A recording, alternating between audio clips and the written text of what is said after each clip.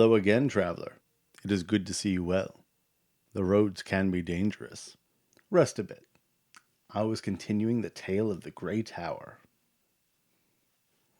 It is the morning after the skeleton horde assaulted the Summer's End Festival in the town of Lowtower. Our heroes have spent the night together, taking shifts to guard the town against any further undead attacks and talking amongst themselves.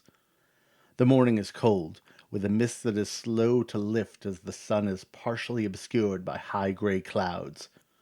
The local inn, called the Lion's Den, is providing a porridge breakfast to the hungry. It seems their chef was among those taken, so the food tastes bitter in two regards. That chef was in fact a goblin that Yazba had sought out and spoken to just the day prior, and he had given some advice to Yazba. The big folk will always assume you're making trouble, he warned, so don't get caught making any. As dangerous as the pale wastes are, Yazba knew what to expect there. Here he was alone, with the mark of an angry swamp dryad itching and burning his shoulder. Well, I suppose not alone any more. He sits and eats with Pumpkin, Maudril, and Samira. In the battle they had common cause, and each recognized that the others had very useful proficiencies. They also witnessed friends and neighbors being dragged into the night, so they had a common purpose in retribution, perhaps. Pumpkin had seen the owner of the Lion's Den struck down before her eyes, and she was known as a competent warrior. Samira had managed to save a scholar visiting from Faybridge before he could disappear into the mist on the hooked blade of one of the walking deceased, but the man was still greatly injured. It was a safe bet that everyone in town had seen something horrible. All were missing someone that morning. Almost half of the attendees of the festival were still missing, after all. Exiting onto the street, our party spots a group composed of other volunteer guardsmen from last night. They have someone bundled in rope at their feet. It is not a living person, but one of the skeletons. It had been pinned to a wall by a pitchfork in the battle, and now clattered at the feet of these vigilantes. It moved in quick bursts in an alien fashion, its head pivoting using unseen magics instead of muscles, its eye sockets eerily indifferent to its situation, with a subtle arcane glow. Our heroic vagabonds inspect the pitiful creature, and find a growth of dark grey crystals at the base of the skull. Upon their removal, the bones cease their movement and fall apart.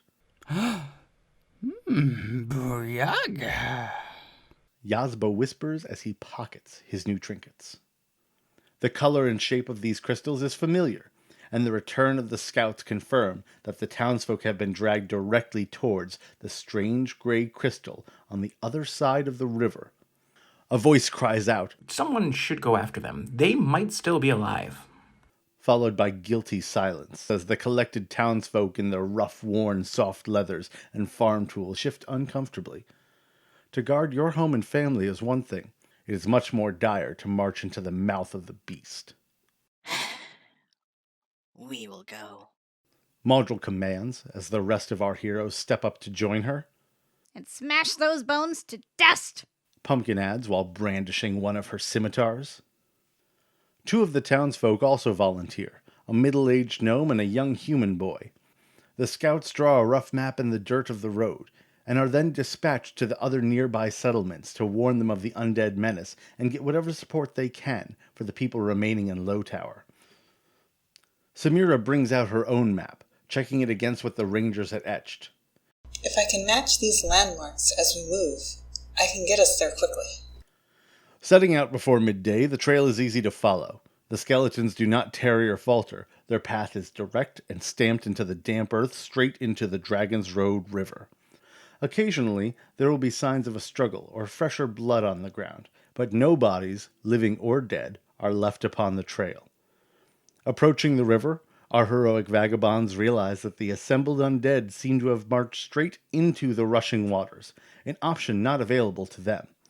There is no bridge here. They will either have to travel a day's north to Faybridge, a day south around Eristown, trek hours back to Lowtower to beg a boat, or attempt the crossing here and now, and possibly be swept off to drown in its unforgiving flow. Well, traveler, the fire burns low, and we are out of wine. so we will continue the story another time. How would you cross the river? Leave an answer in the comments, and next time you'll find out how our heroes handle an unyielding force of nature.